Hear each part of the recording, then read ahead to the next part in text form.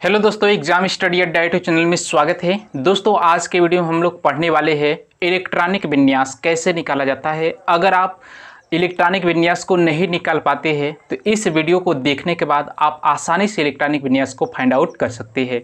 तो दोस्तों, अगर आप चैनल पर पहली बार विजिट कर रहे हैं तो लाल बटन के सब्सक्राइब बटन को सब्सक्राइब कर लीजिए, साथ में बेल आइकन को भी प्रेस कर लीजिए ताकि इसी प्रकार के वीडियो की नोटिफिकेशन आपको मिलती रहे। तो दोस्तों, आइए देखते हैं इलेक्ट्रॉनिक विन्यास कैसे निकाला जाता है। तो दोस्तों, सबसे पहले इलेक्ट्रॉनिक विन्यास निकालने के लिए हमें उपकोष पता होना चाहिए। तो इसमें 4 उपकोष होता है, यानी कि दोस्तों SPDF 4 उपकोष होता है। S उपकोष में अधिकतम इलेक्ट्रॉनों की संख्या 2 होता है। P उपकोष में इलेक्ट्रॉनों की अधिकतम संख्या 6 होता है। D उपकोष में अधिकतम इलेक्ट्रॉनों की संख्या 10 होता है और F उपकोष में अधिकतम इलेक्ट्रॉनों की संख्या 14 होता है। ये तो अधिकतम इलेक्ट्रॉन हो गया।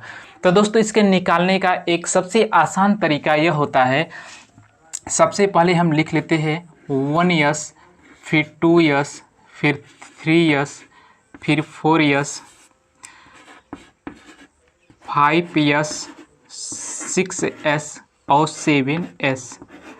फिर इसके बाद यस के बाद क्या आता है, P आता है। तो यहाँ से एक छोड़ करके हम लिखते हैं, क्या हो जाएगा 2P हो जाएगा, फिर 3P हो जाएगा, फिर 4P हो जाएगा, फिर 5P हो जाएगा, फिर 6P हो जाएगा और यहाँ से एक हम छोड़ देते हैं। इसी तरह से यहाँ से ऊपर से एक छोड़ेंगे, इसके बाद क्या आता है D वाला आता है। तो यहाँ से 3D हो जाएगा, फिर 3D हो जाएगा, 3D के बाद आएगा 4D आएगा, फिर 5D आएगा, फिर 6D आएगा।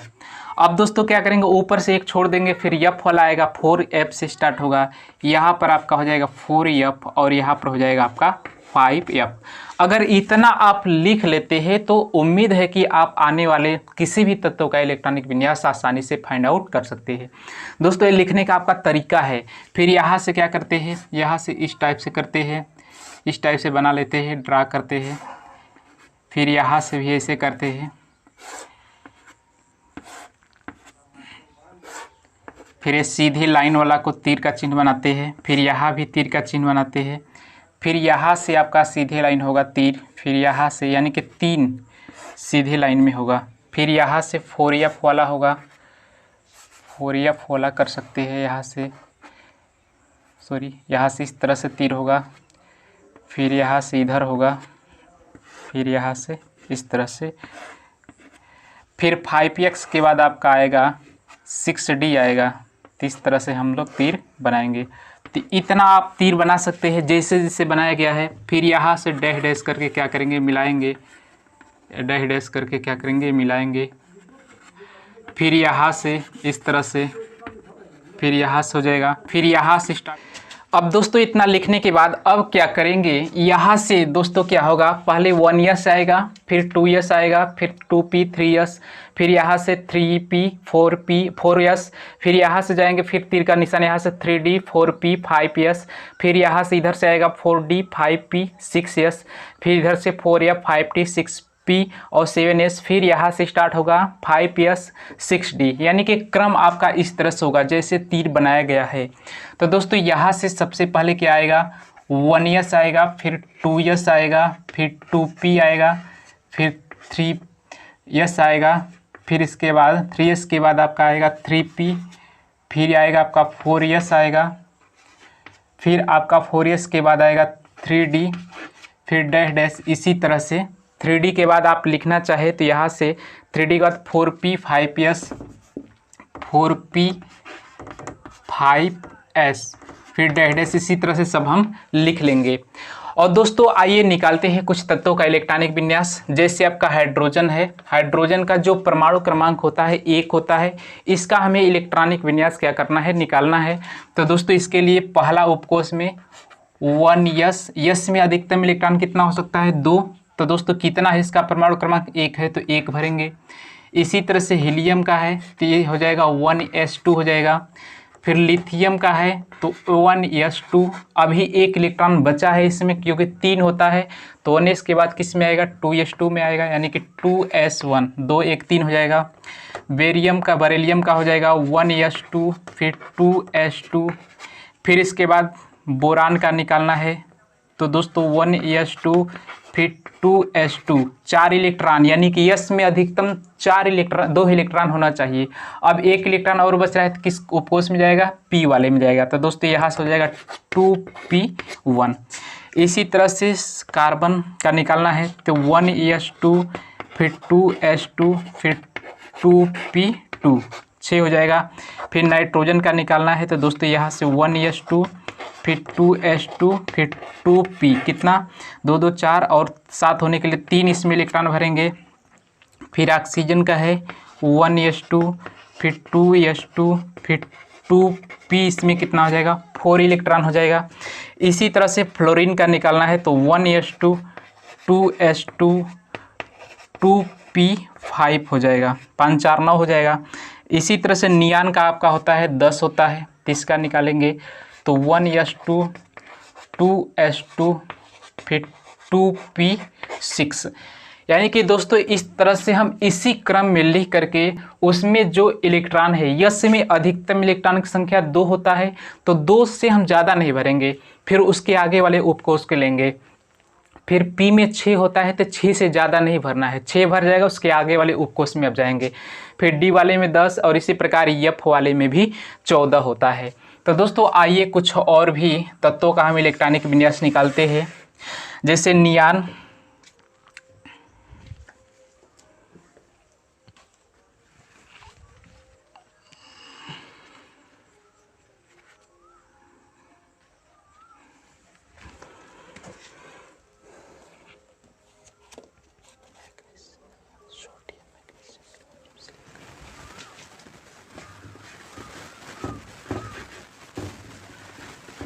दोस्तों जैसे सोडियम का निकालना है इलेक्ट्रॉनिक विन्यास, तो इसका हो जाएगा 1s2 2s2 2p6, कितना इलेक्ट्रॉन हो गया 2 2 4 6 4 10 हो गया। फिर 2p के बाद क्या आएगा 3s1, यानी कि 10 से की 11। फिर इसी तरह से सोडियम के बाद आता है मैग्नीशियम का 12 होता है, इसका अगर निकालेंगे तो 1s2 2s2 2p6 3s2, यानी कि यस में अधिकतम इलेक्ट्रॉनों की संख्या कितना होगा 2 होगा, जोड़ेंगे 2 2 4 6 4 10 2 12। इसी तरह से आपका एल्युमिनियम होता है, एल्युमिनियम का 13 होता है, तो इसका इलेक्ट्रॉनिक विन्यास 1s2 2s2 2p6 3s2, यानी कि यस वाला में अधिकतम इलेक्ट्रॉन 2 भरा जा चुका है। अब 3s के बाद क्या आएगा 3p आएगा, यानी कि 3p कितना इलेक्ट्रॉन 1, यानी कि 2 2 4 6 4 10 2 12 और 1 13। पी वाले में कितने electron 1 electron. Sodium magnesium electron silicon के जैसे आते हैं, सिलिकॉन का 14 होता है, तो 1s2 फिर 2s2 फिर 2p6 3s2, फिर आपका आता है 3p में कितना 2 इलेक्ट्रॉन हो जाएगा। इसी तरह से फास्फोरस का निकालना है 15, इसका दोस्तों हो जाता है 1s2 2s2 फिर 2p6 3s2 और 3p, एक बढ़ जाएगा, कितना हो जाएगा 3 इलेक्ट्रॉन। अगर सल्फर का निकालना है 16 होता है, तो दोस्तों यहाँ से हो जाएगा 1s2 2s2 2p6 3s2 और फिर 3p4, यानी कि दोस्तों इस तरह से हम आसानी से किसी भी तत्व का इलेक्ट्रॉनिक विन्यास इसी क्रम में लिख करके हम फाइंड आउट कर सकते हैं। जैसे सल्फर का 2 2 4 4 10 2 12 और 4 16। तो दोस्तों जल्दी से स्क्रीनशॉट लीजिए और भी तत्वों का इलेक्ट्रॉनिक विन्यास निकालते हैं। अब दोस्तों आइए इसके आगे वाले तत्वों को हम इलेक्ट्रॉनिक विन्यास निकालते हैं। जैसे अगर क्लोरीन का पूछेगा तो क्लोरीन का कितना हो जाता है 1s2 फिर 2s2 फिर 2s के बाद आएगा 2p6, यानी कि p आ गया, फिर आएगा 3s, इसमें अधिकतम इलेक्ट्रॉन 2 और 3p के बाद 3s के बाद आएगा 3p में कितना इलेक्ट्रॉन भरना है जोड़ लेते हैं 2 2 4 6 4 10 2 12 और 12 5 17, 5 इलेक्ट्रॉन हो जाएगा। और दोस्तों इसी तरह से आर्गन का निकालते हैं, आर्गन का कितना होता है 18 होता है, यानी कि दोस्तों 1s2 2s2 2p6 3s2 फिर 3p, 1 इलेक्ट्रॉन इसमें भर जाएगा, 6 हो जाएगा। इसी तरह से पोटेशियम का निकालना है 19, इसका होता है 1s2 2s2 2p6 3s2, 3s के बाद आएगा 3p में 6 भर गया, p के बाद दोस्तों क्या आएगा 3p के बाद आएगा 4s, यानी कि दोस्तों 4s1 हो जाएगा। यानी कि 2 2 4 6 4 10 तो 12 6 18 और 1 19। कैल्शियम का निकालेंगे तो दोस्तों हो जाएगा 1s2, फिर 2s2, फिर 2p6, 3s2, फिर आपका हो जाएगा 3p6 और 4s2। फिर दोस्तों इसी तरह से स्कैंडियम का निकालेंगे तो यहाँ से स्कैंडियम का निकाल लेते हैं तो 1s2, फिर 2s2, फिर दोस्तों क्या हो जाएगा 2p6, 3s2, 3s2 के बाद आएगा 3p6, 3p के बाद 4s2। यानी कि दोस्तों स्कैंडियम वाला जो आपका तत्व होता है, स्कैंडियम वाला जो तत्व आपका आएगा किसमें, डी ब्लॉक तत्व के अंतर्गत आता है। तो दोस्तों 4s के पहले लिखा जाता है, भले ही इलेक्ट्रॉन भरा जाए यस वाले में, लेकिन यहाँ पर सबसे पहले 3d आता है, फिर इसके बाद 4s आता है। तो यस वाले में 2 इलेक्ट्रॉन भरते हैं, जो बचेगा इसमें 1 इलेक्ट्रॉन। तो जोड़ेंगे दोस्तों 2 2 4 6 4 10 तो 12 6 18 18 3 21। स्कैंडियम के बाद आपका आता है टाइटेनियम का 22 होता है। यानी कि दोस्तों स्कैंडियम के बाद आपका आएगा टाइटेनियम का 22 होगा। तो इसका अगर निकालेंगे तो इसका हो जाता है 1s2, फिर 2s2, फिर 2p6, 3s2 और इसके बाद आता है 3p6 और 3p6 के बाद 3d, इसमें 2 हो जाएगा और यहाँ पर 4s2 इलेक्ट्रॉन हो जाएगा। और दोस्तों आइए टाइटेनियम के बाद आपका वैनेडियम वाला तत्व होता है।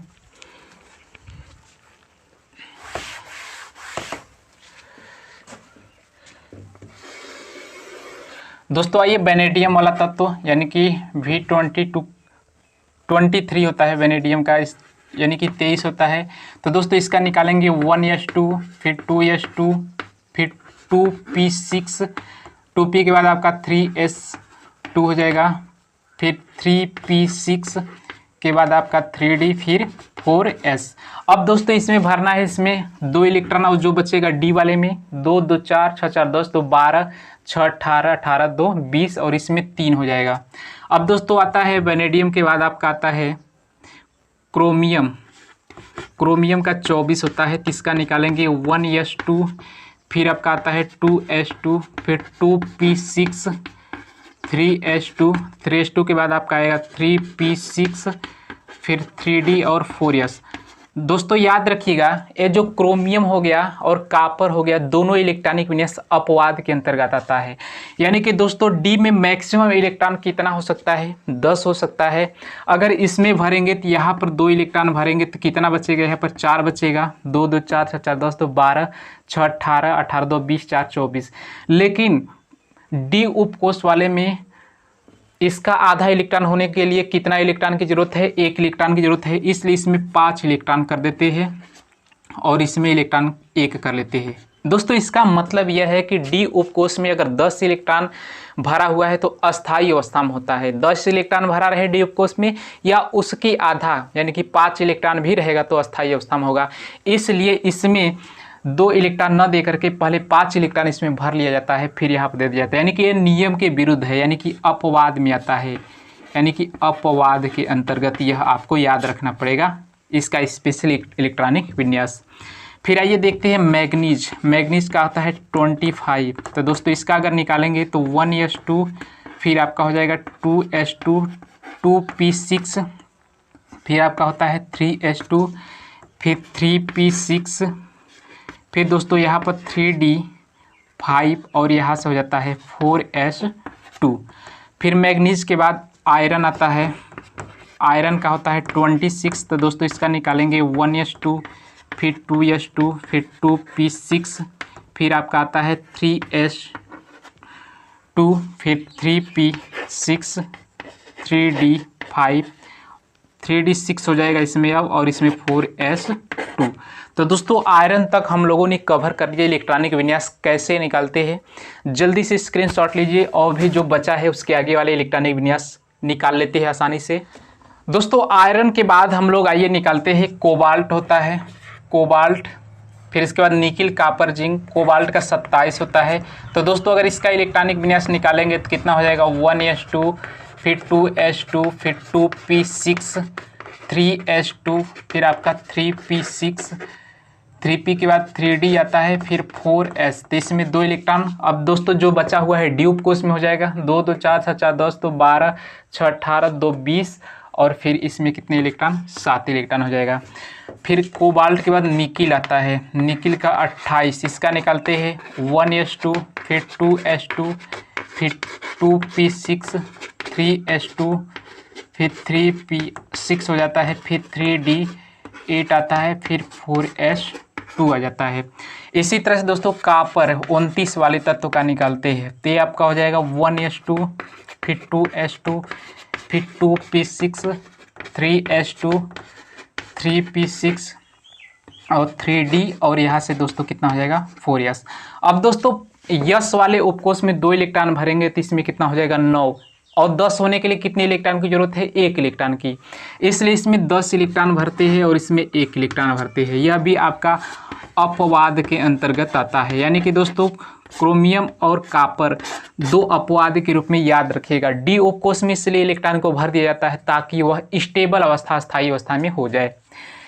फिर आपका जिंक लास्ट 30 वाला आता है, तो दोस्तों इसका अगर निकालेंगे तो इसका हो जाता है 1s2, फिर 2s2, फिर 2p6 के बाद आपका आएगा 3s2, 3p6, फिर 3d10, और जो बचा हुआ है 4s2।